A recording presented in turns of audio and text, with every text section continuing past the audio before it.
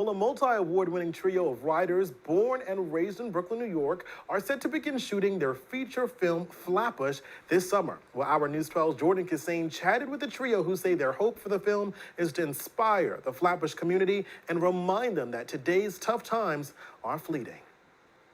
To the Brooklynites, to the New Yorkers out there, yes, times are hard. It is darkest before dawn. Darkest before dawn. We sat down with the trio behind the up-and-coming feature film Flatbush, who say that amidst today's gun violence, racism, and xenophobia, Flatbush residents are living through difficult times, but these difficult times are beatable. We grew up in Flatbush 30 years ago in the early 90s.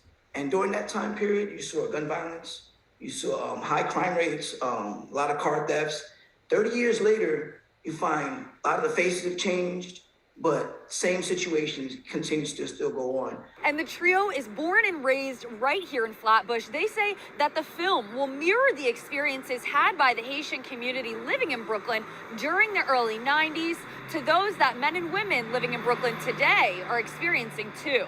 The men are hopeful that the film will teach viewers that the tough times the Haitian community in Flatbush endured in the early 90s, like gun violence and xenophobia, can be combated if the community comes together. Even 30 years ago, that facing the impossible, we overcame it, right? We overcame it by coming together in the midst of xenophobia, in the midst of gun violence.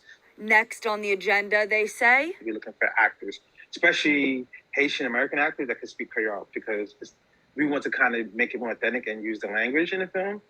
If you're interested in being a part of Flatbush or learning more information about the movie, you can head to Yanatha.com for more information on the film, which is set to be released in spring of 2023. In Flatbush, Jordan Kissane, News 12.